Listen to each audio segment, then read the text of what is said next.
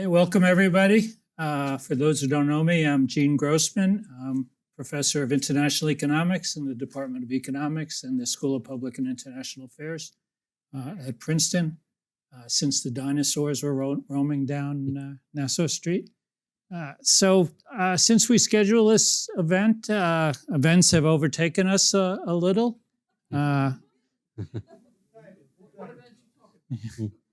Yeah, the lies that we thought we would be talking about seem like little harmless white lies compared to the whoppers we've been hearing in the last couple of weeks. But our guest was very much ahead of the curve, and I'm looking forward to a fascinating discussion. I'm pleased to introduce Dmitry Grozoubinski. I hope that said that approximately right. Crushed it. And to welcome him to Princeton. Dmitry earned his BA in political science at the University of Melbourne and a master's in diplomacy and trade from the Monash School of Business.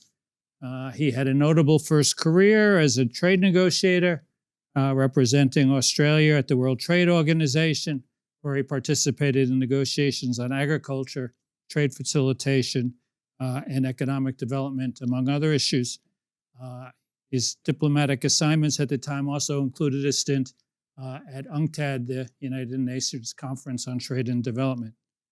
In his second career, Dmitry founded ExplainTrade, an organization dedicated to explaining complex trade concepts to diverse audiences, which includes training government officials and corporate officers in the intricacies of negotiation strategies. He also directs the Geneva Trade Platform, a think tank based in Switzerland that works to make trade policy more accessible. In keeping with that latter mission, he published a book last year with the title that you were seeing until a second ago, Why Politicians Lie About Trade and What You Need to Know About It, a title that seems very topical at the moment. This book has received great critical acclaim for its plain language and clear explanations, which is why we thought was a good idea to bring Dmitry to Princeton to talk about it, even before tariffs became the hottest topic in town. So I'm delighted to welcome Dmitry to Princeton and to yield the floor to him to tell us about the book. Hello, everyone. My name is Dmitry. Let me begin by saying it's an unbelievable honor and a privilege to be here. I don't know if students appreciate what it's like every day walking around this campus, but I've been doing it for 2 days and I've had a stupefied expression of awe on my face the entire time. So if future publications have me on the cover looking dazed and awestruck, that was an easy shot to get this week. As Gene was saying, when I wrote the book, the title of which, by the way, I will readily admit is clickbait. It was foisted on me by my editor, who suggested that my original title, which was Sorry, Trade Matters, was funny to no one but me and would sell precisely 0 copies. He strongly inferred my mother would download it illegally with that title. So when I wrote the book, it was strongly kind of motivated by my history, but being part of the Brexit debates in the United Kingdom, which, at least in my lifetime, was the first time that lies about trade policy and the way trade policy issues were framed went from being mildly annoying and sort of a mild problem to having consequences up to and including life and death. Parts of the Brexit implementation debate, exactly how it would look once the United Kingdom had decided to leave the European Union, precisely what to do in 2017 and 18, the decisions that were being mulled and some of the ideas that were being thrown out would have potentially ruinous consequences for people and potentially even life and death consequences, as farmers could have lost their livelihoods and homes. But when I wrote the book, I mostly focused on smaller scale lies because I did not, in good conscience, appreciate what was coming. I am not quite that much of a Cassandra. But hopefully the principles in the book and sort of my general thesis holds. And my general thesis is that most of us live in democracies, and even those of us who do not are governed by leaders that make choices about how to govern our lives. In order to be able to judge their character and the choices that they are making, we have to have some honest visibility of what they are trying to achieve, what they believe will get us there, and what are the choices they are making between competing interests. At the core of my book is the idea that in all public policy, but especially in trade, you are constantly choosing between competing interests. The idea that trade has no losers is absurd. There is no decision in which someone is not better off and someone is not worse off. You are making choices, deliberate choices. And the only way we can receive an insight into how our leaders are governing us is if we can understand the choices they are making. Looking at what is happening in this country over the last 8 days, I am not a person who is, some people coming from Europe are in some ways religiously opposed to the notion of tariffs, the idea that tariffs could ever be used. I don't tend to come at it from that position. I have my own views, but I'm not strongly invested. What upsets me about what we are seeing is I do not feel like the choices being made are being presented honestly. I don't believe that there is a huge clarity on the specific outcomes and how they are prioritized. I don't believe there is an honest conversation about the trade-offs they entail. And in fact, I believe there is a deliberate effort at times to obviate or hide the costs that some of these objectives involve. And for me, that is almost a greater problem than the policies themselves. Because how can the American people judge what is being done in their name if they are being told that tariffs are tax cuts? How can they judge it when they are not being honestly presented with what it will take to bring factories back and what it will take to bring mass factory employment back? The answer to which is a miracle or a regression to the 1800s. When these kind of choices are hidden and obviated, the conversation becomes dishonest, and we lack the ability to judge the choices being made in our name. Now, we are back to the, I think, Trump 1 phenomenon of finding out what is happening in our policy area by repeatedly checking social media every 15 minutes. News is breaking at the speed of light. If it makes you feel any better, I know from personal experience that the US Trade Representative's Office is also finding out from the exact same social media feeds. I have literally watched them do it. In hindsight, that should probably not make you feel all that much better. It's a parody you might not want. So things are happening incredibly quickly. I'm really looking forward to what Gene has to say. I know he's read my book. I'm sorry. He managed to get through it. I will say that I really have been trying to think about how to understand the choice that the Trump administration at the moment is presenting to the American people. And I might end my remarks by my best attempt to characterize that choice, which is I believe Trump is asking the American people to take on short and medium-term pain and higher prices and less choice in the long term in order to live in a country that has more factories in it. That is the journey. That is the choice that he has presented the American people with. There are arguments for why living in a country with more factories in it could be advantageous from security perspectives, from landscape perspectives, I suppose, from options of where you work for those who don't want to work in services and don't want to work, for example, in agriculture. There is not nothing to that argument, but that is the clearest encapsulation I can come up with for the choice being presented to the American people.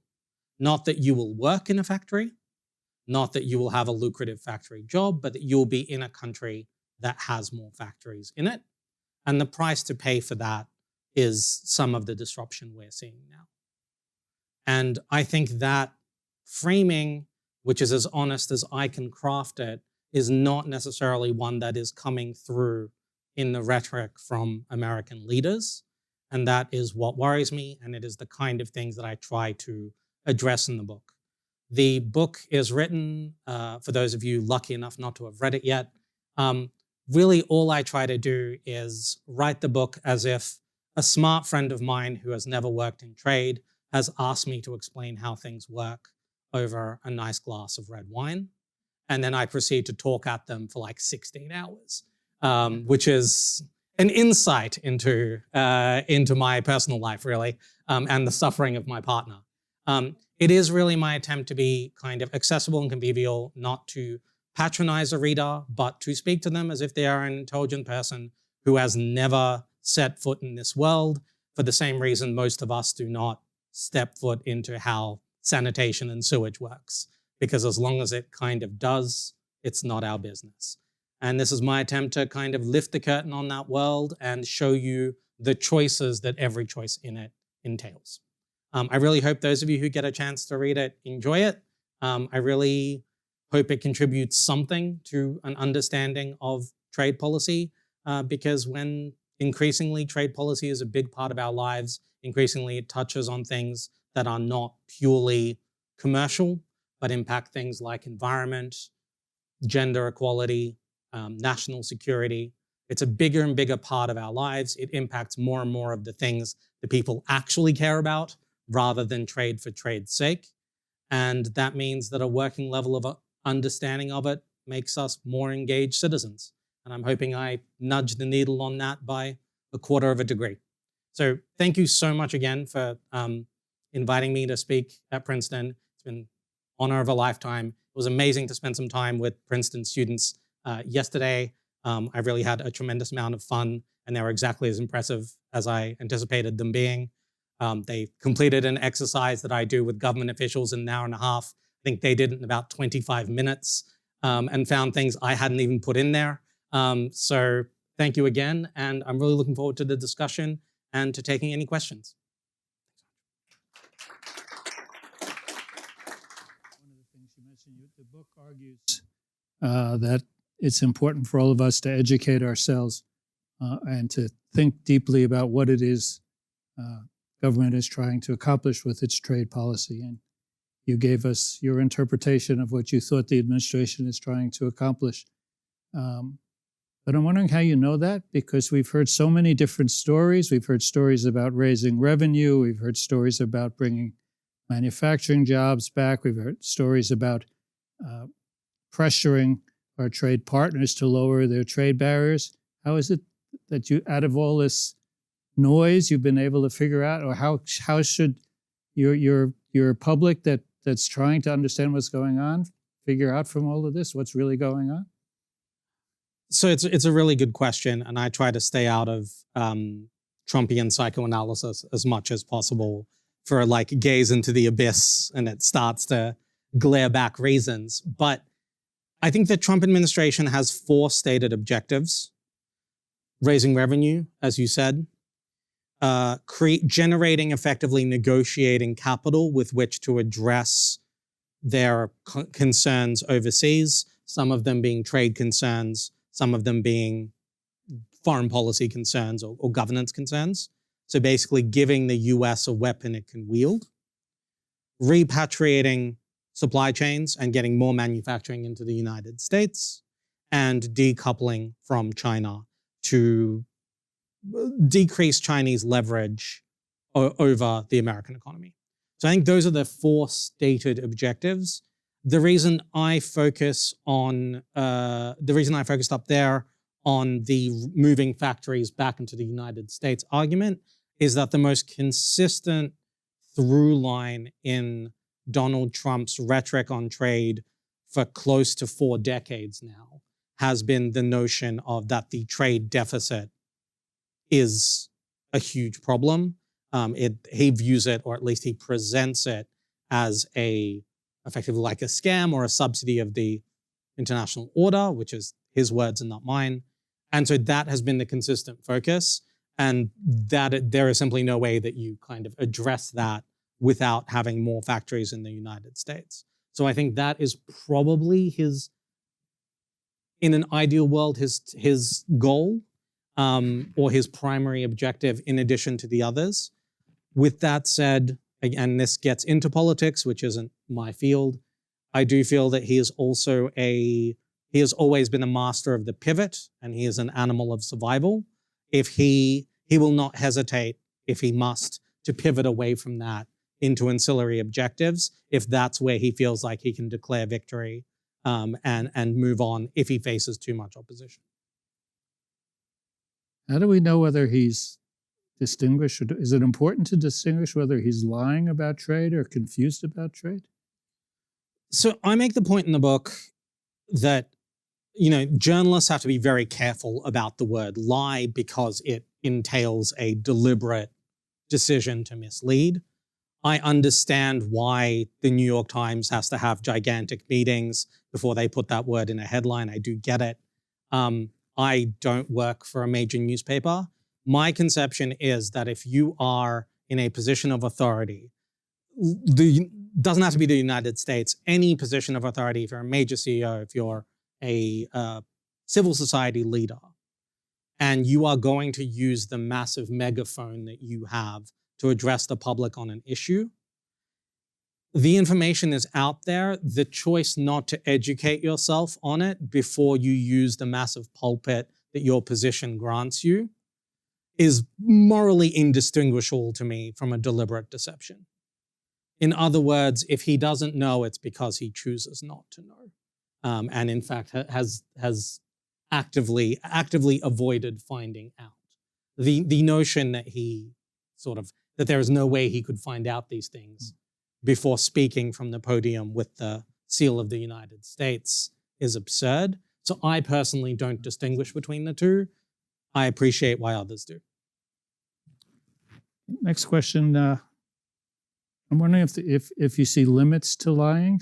So, the trade community is wondering whether, yet again, he'll be able to deflect blame once the prices go up and once the recession starts, or the prices increases in the price of avocados and cars because Jay Powell did something wrong with monetary policy.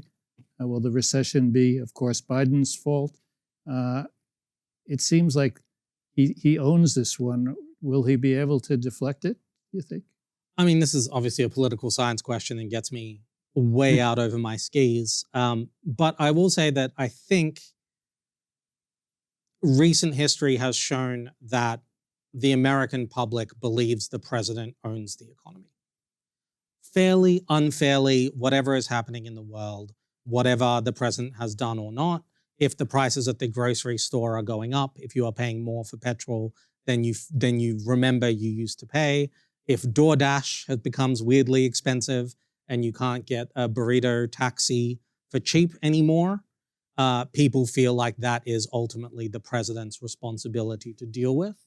And I don't know that he will be significantly more effective at convincing Americans that he is not responsible for something that happened as a direct result of his signature economic policy than, for example, the Biden administration was in making the case that, say, the fundamentals of the economy were strong, or that inflation was a global problem and was actually better in the United States and other places. I think fundamentally people believe what they see at the grocery store, and their patience for long, convoluted answers about monetary policy or his history is limited. That might be me, as the kids say, huffing copium and sort of just praying for a just world. But that is kind of how I read it. I think people can draw the line here. And I think the polling where Republicans have traditionally dominated on economic policy trust has begun to dip, which suggests some reactivity to what is happening and some limits to what you can claim is not on you. But if I could predict elections. So your resume says that you train trade negotiators. So what are you training the non-American trade negotiators to do now? Should they retaliate? Should they cave? How should they view this world? I mean, this is like the hardest question in trade policy right now. A lot of it depends on, this is a country by country thing. So there are countries like the United Kingdom and Australia for whom retaliation makes very little sense. Your question has to be, are the tariffs you're facing movable? Do you have the ability to cause the United States, and sort of as a proxy for the United States, the Trump administration, genuine pain through your retaliation? Will your public bear an absence of retaliation? Which is a huge kind of question. And to what extent do you have avenues other than retaliation in order to prevent more US escalation or potentially even to talk yourself into a waiver? These are the questions that every country is grappling with. What is interesting is the countries that do go down the route of retaliation effectively have two options: the sort of strategic strike or the flamethrower. Strategically, you can use tariff policy in quite a targeted way. If you focus your tariffs on luxury goods, end products, things that are politically sensitive in swing states, things that hurt Trump constituencies, you can also design them around in ways that don't hurt as much your own consumers. The downside of that approach is it's not as dramatic. It doesn't look like you are massively punching back. It looks like you are pulling your punches. The headline is country A applies tariffs on $32 billion worth of exports when what they're facing is exports on $100 billion. It looks like you're being mealy-mouthed. On the other hand, you can do what, for example, the Chinese have done and just mirror the tariffs back at the United States, not make any effort to differentiate between products, not make any effort to shield the importers in your own country that need things from the United States that they can't get elsewhere, and just be as bold in return. This is a really hard policy choice to make. A lot of it, frankly, depends on, as in the US, this is really a game about the political appetites of your domestic public. There is nothing anyone outside the United States can do to make these tariffs go away, except hope to influence the internal US domestic process. The tariffs will end if they become politically unsustainable in the United States through whatever mechanism. And likewise on their side, to what extent do they feel like they can handle the cost of escalation that leads to escalation? These are really, really complicated questions, and they go far beyond trade, I think. I didn't hear you say what I wanted you to say, so let me try to put words in your mouth. Sure. So when I was at the WTO last week, what I was counseling is a coordinated response, a G7 -1, rest of the world liberalizes its trade without the U.S. and becomes more integrated, isolating the U.S. in that way. Your response was more about what the individual circumstances of countries were. You think there's any prospect for a coordinated response, or you think that's just beyond the pale? I can definitely see the appeal. Here is where I think the limits of that approach are. The US market is so lucrative that if you are part, let's say we have a loose coordinated approach where, let's say, South Korea, Japan, Australia, Singapore all get together and say we're all going to collectively come up with a response and all do it together and stand strong. And then an envoy of the White House reaches out to Seoul and says, if you give us a token concession that's easy for you to give, we're prepared to lift tariffs tomorrow.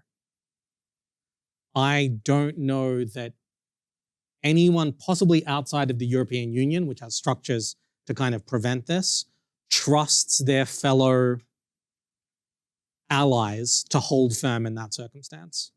Everyone is looking at everyone else going, if there is an opportunity to be the one country that can still export cars to the US tariff-free, and that's dangled in front of you, will you leave the rest of us out to dry and going, you might, you really might. So how much do I want to be standing in coalition with people I don't fully trust to hold the line if that carrot is dangled? That's not to say that they shouldn't try. That's not to say that they shouldn't build those coalitions. That's not to say it wouldn't be the smart move. I'm saying this is why I think there has been some hesitancy to lock shoulders. It's that everyone is looking askance at everyone else going, if the Trump administration tries to pick us off, do I trust you all to hold the line? And I'm not sure they do. So perhaps they should. A different kind of question. So I've worked a lot on political economy. I thought for many years that trade policy could be understood as catering to special interests, and that's a sort of theme that runs through your book as well. And then more recently, and certainly Trump won, I was thinking maybe it had more to do with identity politics and people wanting to protect, even if they themselves didn't benefit from protection. They felt part of a group that would benefit from protection. Now I'm confused. I don't understand what's driving these recent policies. Who's being served? You said figure out who's being served. I mean, we can identify a few industries, a few regions that might benefit, but at a broad picture, what interests are being served by these policies? So I think a fair comment to make on the Trump administration in this regard is that as much as you can identify interests, this is a very methods-driven set of decisions. The Trump administration likes tariffs as a tool for a bunch of reasons. So it is less about interests pushing them to use tariffs and more about them taking tariffs and then building a policy out from tariffs to pursue a range of objectives. And I think that's important as contrast to what usually happens.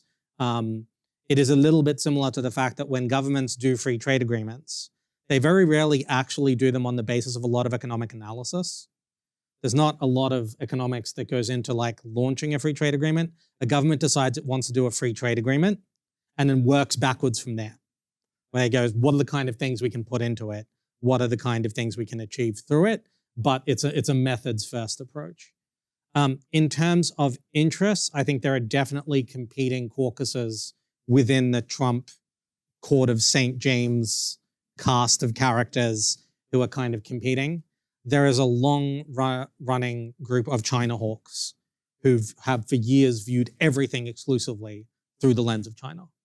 This is what we were told in Geneva about what was going on in DC.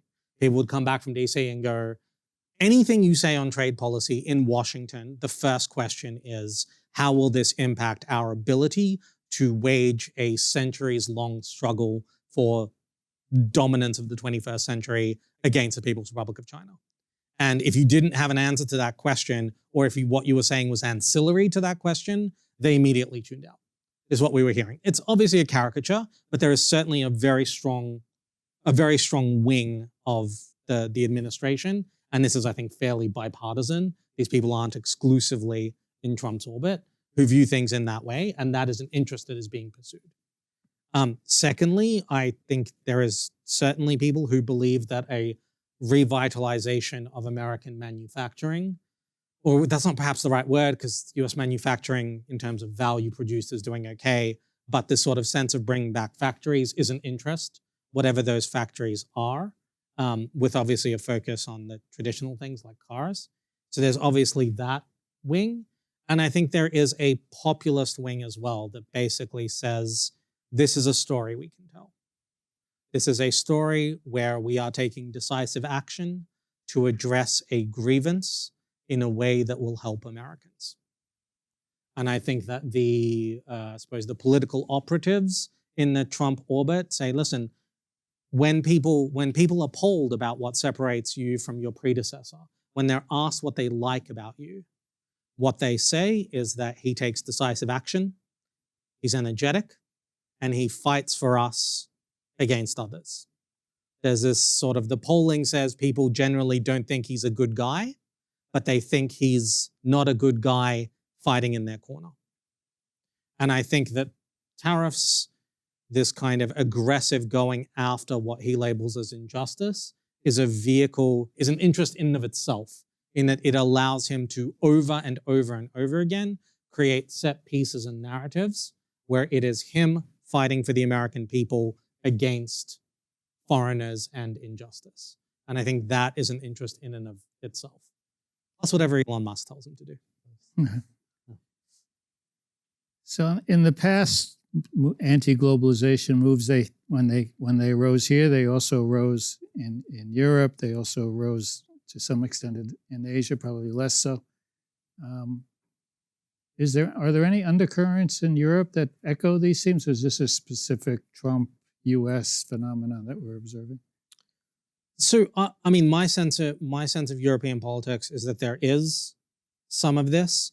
Though I should say, in a similar way that Brexit made leaving the European Union politically unpalatable in Europe, when previously it had been a moderately strong movement in some countries, I think what we're seeing is a little bit of a Trumpian effect, where he is causing people who previously shared those sentiments to back away from them for political reasons, because he is not quite as popular overseas as he is in America. So there's a little bit of that. But generally speaking, in Europe, there is a strong sense that Europe is being undercut because Europe is acting responsibly in areas like environment, labor, social welfare, and all that is leading to is a flight of European manufacturing and European investment to other places that then sell back to Europe. That is a massive oversimplification of what is happening in sort of what is actually happening in European manufacturing. But there is certainly that strong current of what is happening is globalization, not so much in the sense of the way it's commonly understood of people moving things to places with cheaper labor, but much more of a case of Europe is regulating itself out of competitiveness by doing the right thing. And we should, in Europe, use our borders to prevent people doing that. And this explains things like the deforestation initiative, of course, the carbon border adjustment mechanism, and all of these other tools where Europe is basically saying, what we're going to do is rebalance that regulatory arbitrage at our border. If you have weaker regulations than us, and that's saving your companies money, we're going to charge that saving at the border so you can't undercut us with it. So that sentiment is incredibly strong in Europe, and it's driving a lot of things, their transparency initiatives, their border adjustments. So it's certainly there. It's a slightly different flavor, but it's there. One last question, and I'll open it up. Sure. Future of the WTO, is it dead? Does it have a way to come back to life? I keep pitching that it would make a fantastic spa by the lake, but the Secretariat seems weirdly unenthused by that notion. I kind of have a three-tier, massively optimistic, vaguely optimistic, possibly realistic, and then pessimistic take on the future of the WTO. My wildly optimistic take is that the next 4 years serve as a reminder of why we built the organization in the first place, from the GATT in 1947 all the way through today, which was precisely to try to put some brakes on uncertainty and chaos and trade as a tool of diplomacy. This is why a lot of the WTO rules exist in the first place, to provide investor certainty and confidence by having governments sign away their ability to do exactly what the Trump administration is currently doing. But what does it mean to sign it away if anybody at any time can do whatever the hell they want? Well, that's it. I mean, the international law is never truly binding, but the notion was that if you can create a system of treaties that overall is viewed as valuable by everybody, you can discourage individual derogation even though you can't enforce it. So people will be more invested in the system than they are in the benefits of breaking it in individual places.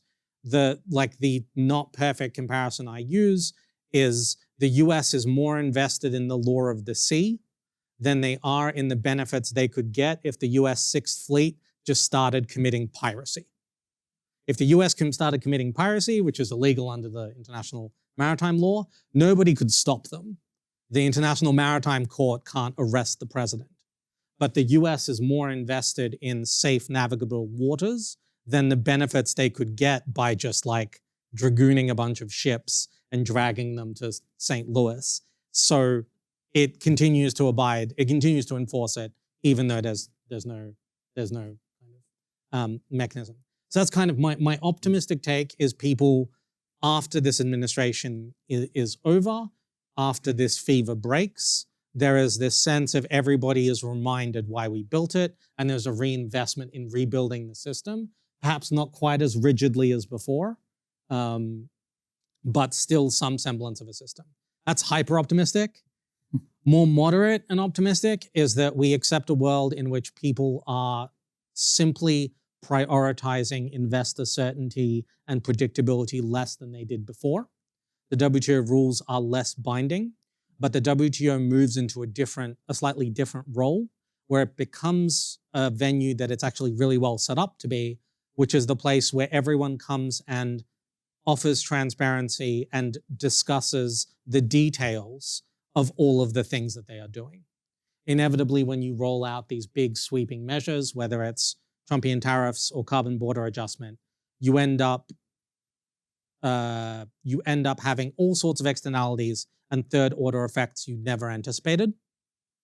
And so the WTO is actually a phenomenally well set up, well resourced, and well procedured organization to have the conversation of like, hey, that thing you did that's intended to do X to country Y is actually hurting me in ways you never planned to do it. Let's talk about what an implementation fix to that would look like. And that is not sexy. That is not sort of gland global vision stuff. It is the plumbing of the international trading system. But it's really, really important, especially to smaller countries who would otherwise struggle to get these kind of things onto the agendas of decision makers and major powers. And it's really well set up to facilitate those kind of conversations. So that is like optimistic. The pessimistic take is that it effectively dies through some combination of active and passive sabotage and disinterest, basically. At any time, the US could destroy the organization with one cable to the US mission. It's not an organization that is designed to withstand internal sabotage. If the incoming US ambassador or the deputy gets the message to destroy the organization, on day one, he can block every single agenda, block the budget, block the appointment of every single chair, block the release of every single report, grind the organization to an absolute halt, and force members into the choice of some sort of voting, which would be the death of the organization anyway, or basically just mothballing the building. That is the worst case scenario for the organization. And in terms of legal logistics, it's not hard to do. I don't want to gild that lily. The U.S. budgetary contribution isn't that important. The U.S. is currently in arrears to the tune of $28 million. That's what it contributes a year to the WTO budget. That is a lot of money, but not an existential threat. It's about a little bit under 10% of the WTO's budget. The WTO could cut that money. They could find that money. Somebody else could contribute it. That wouldn't be as existential for them as it has been to the health community, the WHO, Gavi, and Global Fund. But procedurally, a US wrecking ball there's no institutional safeguards to prevent it. It would genuinely be fatal. Or anybody else. We have an organization with 150 members and every one of them has veto power. How can that possibly work? I guess the opposite question is, how do you do it differently? If you're passing binding trade laws that can go to dispute settlement. Plurilaterals. Yeah, plurilaterals, I guess, have internal vetoes too. But no, I mean, you're right. There's no squaring this circle of how do you have a global organization without veto power? And if you have a plurilateral organization, you're signing on rules that others aren't bound by. It's not ideal. All right, let me stop hugging the floor and see who has questions.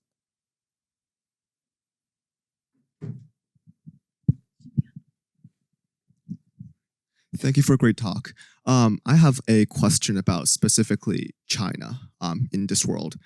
And I want to ask how much opportunity China has right now in becoming in taking advantage of this U.S. withdrawal, since especially with the European Union, since I'm particularly thinking about the Finnish president actually sent a delegation to China to sort of like talk about things like that. So it seems like Europe is actually moving closer to China and now seeing the U.S. withdrawing from this world trade organization and like being a superpower. So I'm just wondering what your thoughts are.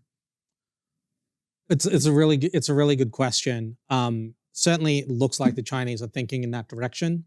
If you cast your eyes back to 1,000,000 years ago, during the first Trump term, one of the first things that President Xi did was he traveled to Davos and gave a big speech at the WEF about how China was coming to save the WTO, how it was fully committed to the WTO, unlike the Trump administration, and how basically China was open to the world and China was going to be a good global citizen and the US wasn't. And it was in exactly the vein of trying to draw that contrast and try to attract investment, supply chains, and cooperation.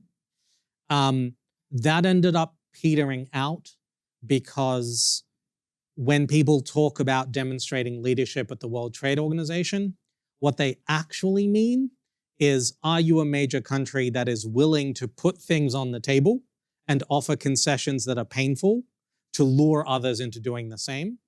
And at the time, China wasn't yet prepared to do that. China believes that the terms under which it joined the WTO are already too harsh, and it wasn't prepared to put more skin in the game and kind of at the time. Now it's a different ballgame. The scale of what the Trump administration is doing is 1,000,000 times greater than anything they did in the Trump first term. China is, and this is getting out beyond my skis, China is in a phase where it's trying to re-attract investment, some of which dropped off over the last couple of years for a variety of reasons. So there's clearly an interest in attracting some of this stuff. What the challenge for China, I think, is twofold. First, it's really hard to replace US demand. Like it's really hard to replace 350 million of the world's richest consumers who all live on credit and love trinkets. That's just like hard to do. Brazil can't step up. So there is that challenge. And secondly, everyone understands where the US is going, which is an effort to begin punishing other countries who buy from China. We're already seeing this in what they're floating in maritime, where they're contemplating just charging you a flat $500,000 to $1 million fee for docking in a US port if your fleet includes a Chinese-built ship, which they all do, because China builds a lot of ships, and no one thought this would ever happen. They've already clearly flirted with the idea of using rules of origin to basically charge higher tariffs on products from third countries that include Chinese components. So in pitching a greater leadership role, the Chinese would effectively be asking people to potentially make a choice, because the US will push them to, and to kind of move closer to China. So I certainly think there is opportunity there. The Chinese need to show a lot of finesse, and the Chinese are always, I think, struggling between the duopoly of state control versus ease of doing business and investor friendliness. And this is always a dial that they are playing with. And I think some of the reasons they've lost some of their FDI, apart from economic reasons, was a decision to move the dial a bit towards state control. So they need to think about what is their domestic appetite for doing the kind of things that will send supply chains coming back. But there is certainly an opportunity here when the global leader so publicly steps off the world stage and says you can no longer trust in doing business with us on predictable terms. There is going to be an appetite for others who can step up and say, but you can trust us. And China's got the market power to make some of that pitch. Does that Yep, sounds good. Looks right to me. Is a big world increase in economic home shoring possible? And then, like everyone shoot for this goal. And then also, is it environmentally desirable? So on the first part, is it theoretically possible? Certainly in some sectors, yes. In some sectors, absolutely. The challenge is, I always say, like, put yourself into the shoes of someone who makes those kind of decisions about where to put their factory. Right now, you are looking at it and going, I have no idea how supply chains are going to work a month from now, let alone 8 years from now when my factory will begin having ROI.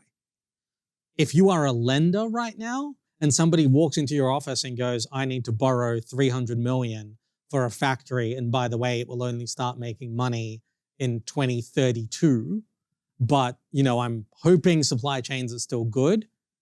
I think lenders are saying, no, I think we're going to put our money in like US Treasury bonds and not risk it.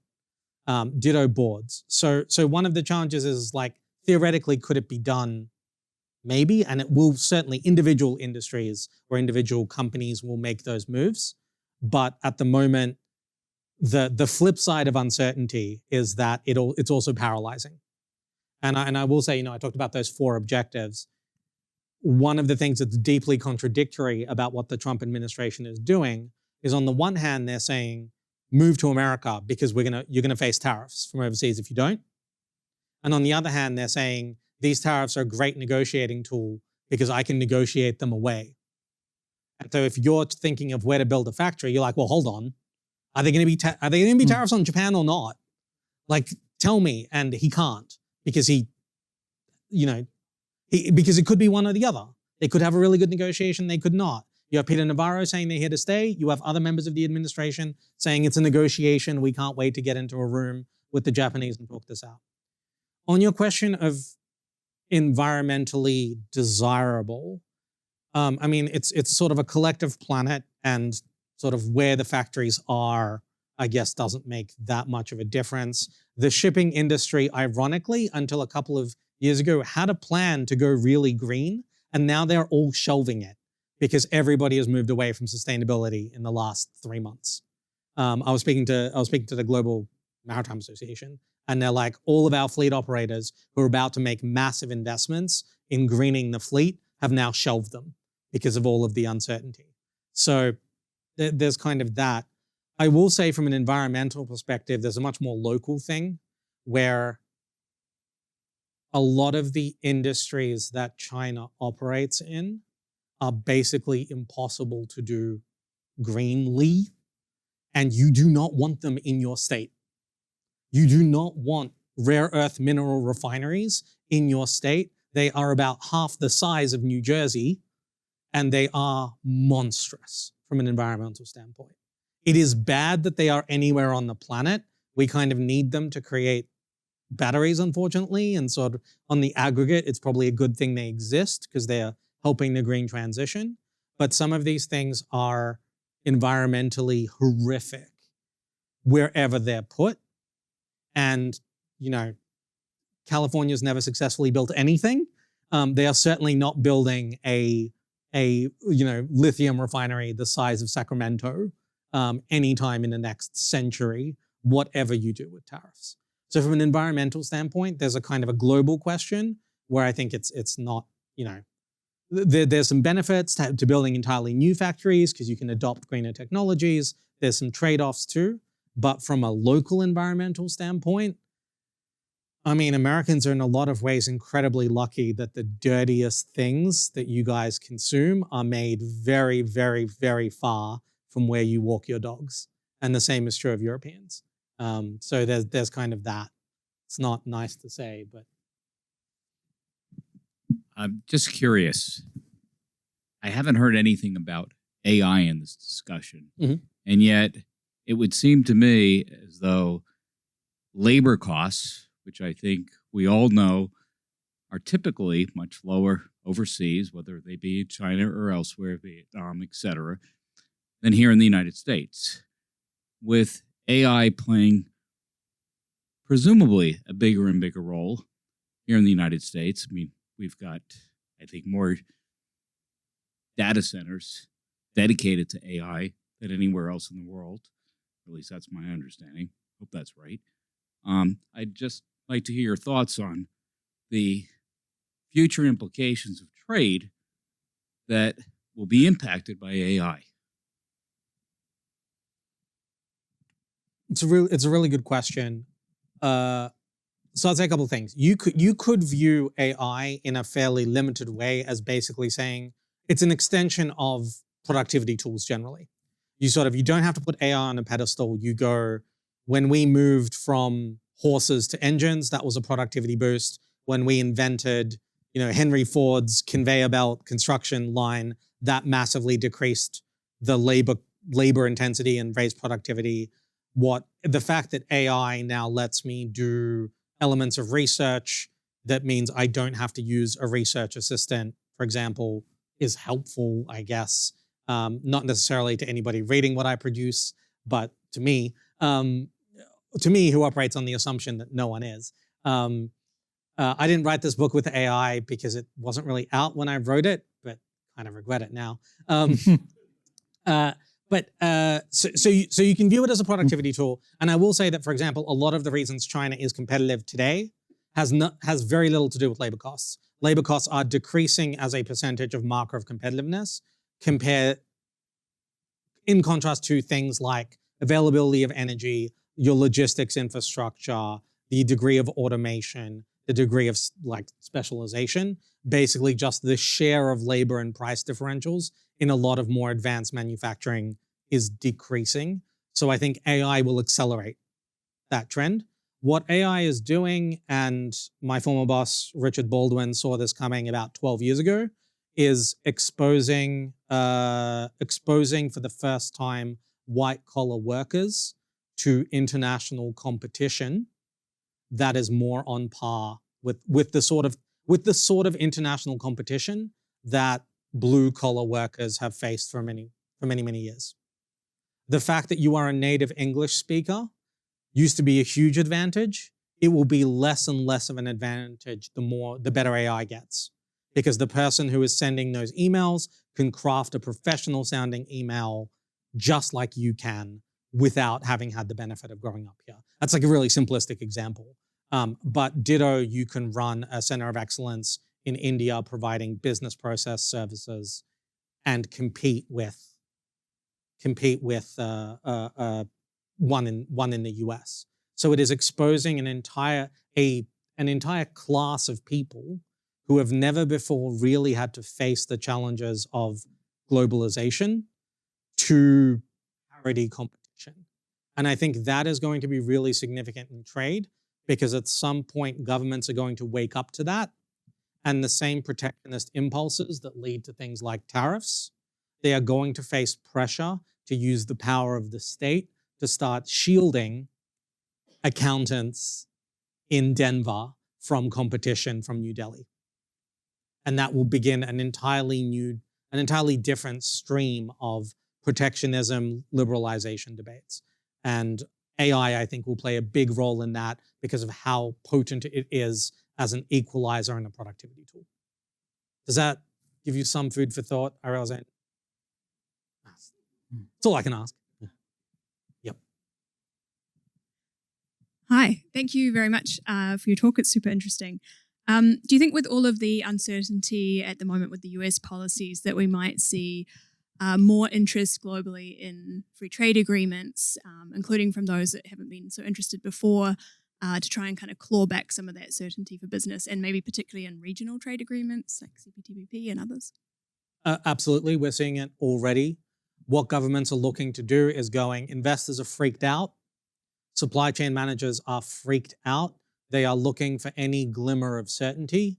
The US doesn't appear keen to provide it. What the WTO can't provide it for a bunch of reasons, Gene explained. What can we do to send a signal to investors that they can move their supply chains here, and at least to the extent of the things that are within our control, they will be covered. And free trade agreements give them a venue, a vehicle to do that. So you are seeing renewed interest. You're also seeing, everyone is saying, oh, we need to diversify away from dependence on the US market. It's really easy to say. It's much, much harder to do in practice. And beginning negotiations on free trade agreements, starting to explore that, is at least an attempt to move in that, to be seen as a government to be taking practical steps in that direction. In actuality, it's really hard to replace the US market. And to the extent that you can replace the US market, it's mostly private sector activity who have to do market development, find partners, build up a brand identity somewhere else. But free trade agreements are at least a way for governments to go, hey, yeah, we're trying to. And then finally, you mentioned regional trade agreements. I think this is really important. The US has a superpower, which is its size and internal diversity. The fact that you can combine design from San Francisco with capital from New York, make it in Denver using steel from, Colorado or something. That, and all without ever crossing an international border, gives the US a tremendous amount of heft and ability to craft internal efficient supply chains that smaller countries and less diverse countries simply can't match. And so regional trade agreements are an attempt to replicate that abroad without sort of federalized integration. Will anybody sign an agreement with the U.S.? Is it worth the paper it's written on? I think people will I think people will shake Trump's hand if he offers them a reprieve. I don't think the US has a lot of appetite for a free trade agreement as we've traditionally seen them, where you spend a year negotiating something that comprehensively covers all trade. I think they will renegotiate USMCA, which is kind of due next year anyway. But are they going to do another chorus? I don't think so.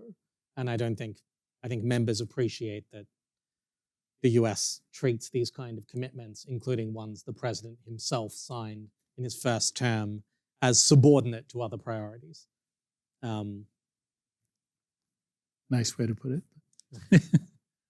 As you said, the institution of tariffs is going to make there's going to be a lot of like short and medium term pain for like consumers. And like, I'm assuming that this is ultimately, or at least in the short term, going to lead to like decreases in consumerism and like, I guess, a more measured consumer behavior. Do you think that there's room in environmental or like monetary policy to take advantage of more measured consumerism to have like environmental benefits potentially? Like, do you think that in these tariffs that Trump is saying, oh, we're going to bring back all of this production to America, do you think that like inadvertently there could be potential, maybe this is being too optimistic, but do you think there could be environmental benefits?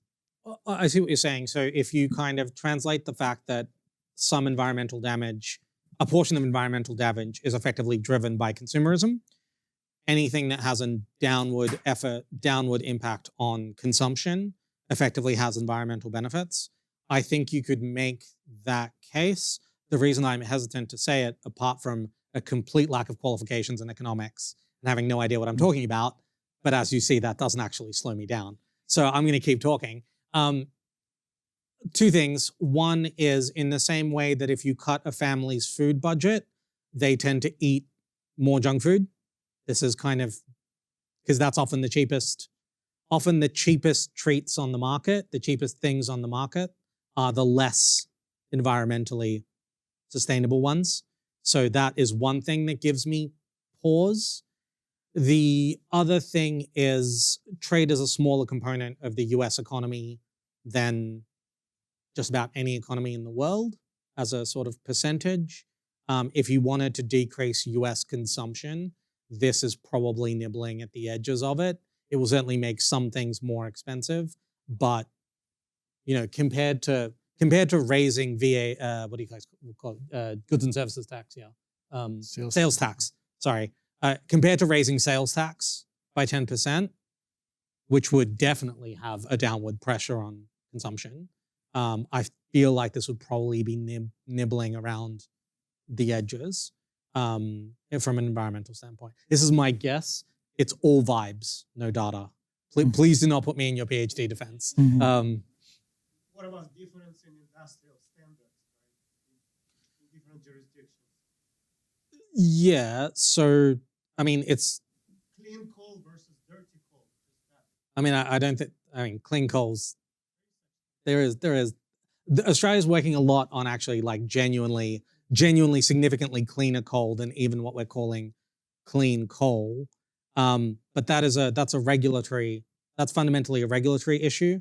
You're not going to get there through tariffs. If the United States were to make a decision that it wanted to green its, say its energy generation, it could do that, and that would genuinely have a positive environmental benefit. But unless you very selectively targeted your tariffs at imports of, for example, fossil fuels, which is the opposite of what the Trump administration is doing. The Trump administration has exempted oil and other fossil minerals from its tariffs. You're probably not going to be able to drive kind of standards. You're not going to be able to drive the same kind of changes you'd get through standards and regulations through tariffs. Yes, sir. I have two questions. One, do you have any thoughts or comments on the writing of Peter Navarro that you read? I think it's laid out in Project 2025, as I read that earlier today, number one. And then number two, on U.S. agriculture, can countries that are being tariffed, can they afford to tariff U.S. agriculture? It's two really good questions. I'm not sure Peter Ronvara, the invented trade. I don't know if you guys are familiar with this story. Peter Navarro is an advisor to the Trump administration, has written something like 14 books. In them is a consistently recurring character called Ron Vara, who is an expert that Peter cites on China, who says deeply offensive things about China all of the time. It has recently emerged that he is not a real person. He is in fact an anagram of Peter's last name, and he invented a ghost to, I mean, I'm not saying that directly speaks to the man's character, but doesn't. If you have to invent a puppet to be racist for you, not great. I think Peter Navarro is certainly in the camp of viewing China as the number one threat to the US, and I believe he allows that conviction to drive him to conclusions about trade policy and about economics that are untethered from reality, is the gentlest way that I can describe it. I believe he firmly believes that China is a threat to be faced down unequivocally, and I believe he has worked backwards from there to justify how to basically create a permission structure to hit them with as much force of the US economy as he can conjure up, and then claim that that will have all of these benefits and not have any of the costs. And I believe that is deeply erroneous or deceptive. I have no insight into which it is with him. I also don't care, because he's advising the most powerful person in the world, and he's telling them what I believe to be dangerous things, and he keeps saying it on CNN. So that's kind of my views on him. But doesn't his policies that he advocates on other parts of trade cut exactly against isolating China? And I mean, I think he views this kind of industrial renaissance of the US as part and parcel of the two. I mean, I don't know if you play out his ideas all the way to the end, whether you end up with a truly isolated China. There is I think, this sense, sometimes it feels in Europe like the US establishment, not the US public, but the US establishment projects its anxiety about China onto its allies, and then gets very frustrated when they don't see it. So you have this thing of US officials will sit down with European officials and going, why aren't you at DEFCON 1 when it comes to China? Why aren't you freaking out as hard as we are? Why aren't you taking active measures? Why isn't this the thing that is keeping you all up at night? Can't you see how scary China is? And the Europeans are like, we're annoyed. We're annoyed they beat us on solar panels, and We're a little bit worried that no one will drive a European car again once they get behind the wheel of a BYD, but they don't view it as the same kind of trembling terror or trembling anxiety or sense of threat that that American establishments sometimes do. And I think that translates into, I think, some of Peter Navarro's thinking, where this idea of like, America is so inherently more attractive as a partner than China that we can even hit the Europeans. They will still end up in our camp by default because a partnership with China is so unthinkable, because China is such a boogeyman in his imagination. Doesn't matter what we do with the Europeans, we can either bully or just rely on them to fall in line. And I suspect that is a gamble that may not pay off. So that's on Peter Navarro. And then your second question, I'm so sorry. Yep. So to some extent, agriculture is fungible. So for example, during Trump term 1, when the Chinese stopped buying soybeans, what basically happened was the markets kind of rotated and Brazilian soybeans stepped up into the Chinese market. It drove up prices.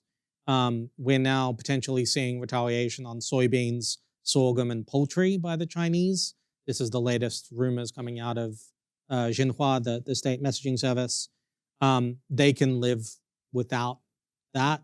China is an agricultural producer for domestic consumption of such staggering volume that if you go to FAO stat and chart out values of production for China and then like put any other country on the same chart, you can't see the other countries. China's production in agriculture is staggering. And that obviously does rely on inputs, but fundamentally, I think they're relatively confident. China, at least, is relatively confident that between its own production and other markets and the general kind of globally traded nature of agricultural commodities, they will be okay. US wheat is a much, I think, bigger deal in some other parts of the world, especially given the uncertainty in Ukraine and Russia, which are the other kind of giant bread baskets of places like North Africa. But then those places are not the ones that are likely to hit the US retaliation anyway. And I would add, US farmers that find themselves locked out of markets are going to want to sell stuff somewhere. So I think to an extent, at least the major players probably can retaliate against US agriculture, and they can do it without starving. But this kind of stuff dries up food prices, and it's frankly the world's poorest and most desperate people that suffer first, because these are globally traded commodities. And when you start playing around with them, prices go up, availability goes down, and people start to suffer. Well, thank you so much for sharing your insight, and I really enjoyed your workshop yesterday. I have a question about developing markets, particularly within Southeast Asia, because they depend so much on both the US and China that if they have to choose one or the either, the economy is going to essentially collapse to a certain extent. So I'm just wondering, like, do you think they could remain neutral with both the US and China? And would they be the economies that get hurt the most by tariff? And if they are, then how would like China plus one supply chain diversification kind of play out? It's a really good question. I think prior to quite recently, an attempt to remain neutral was the plan. The pitch of economies like Vietnam, Cambodia, Laos, even India was, listen, we are a place to manufacture stuff that will get those supply chains out of China, but you will still get what you need and it'll lift up our economies. That was kind of the deal. That is why Vietnam sort of initially joined the TPP negotiations. And that was the thrust of US policy. That was the trade-off of, listen, if you can lure even these Chinese companies, because a lot of these factories are Chinese owned, if you can get them out from under the CCP, the trade-off is you get to sell to us in our markets. I think the US has now moved to a point under this administration where they are no longer comfortable with that arrangement. They are increasingly, Well, I think firstly, they're increasingly concerned of saying a Chinese company outside of China is still a Chinese company. They do not believe that they have gained the independence of those supply chains from the CCP to the extent that they would make them comfortable. Secondly, they're just concerned about anybody selling them anything. And the particular formula that they used to calculate these tariffs punishes countries for doing exactly what the US told them to do, which is become export hubs. But I think we're going to see the US start to use tools like rules of origin to basically push companies away from partial dependence on Chinese components and Chinese investment. And that is going to force those countries into having to choose. I think every country will have to make the decision of which way they go and how they navigate that.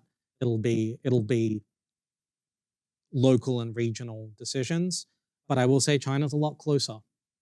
The US is a lucrative market, but if what the US is signaling is that we don't want to be a market for you, and China plays things well, doesn't overplay their hand, and then they will be able to make a credible case for closer engagement in a way that they probably couldn't before. That's kind of best answer I can give, but I would not want to be a Vietnamese policymaker this week. Let me kind of put it that way. There are no easy choices for them at all, and things are going to be tough for a while. Very good. Well, thank you, and please join me.